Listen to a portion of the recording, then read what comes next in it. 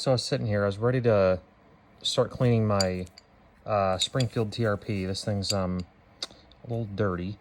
I was sitting there and I was like, man, this rear sight looks a little off. And then I was like, oh, yeah, that's not supposed to move that much.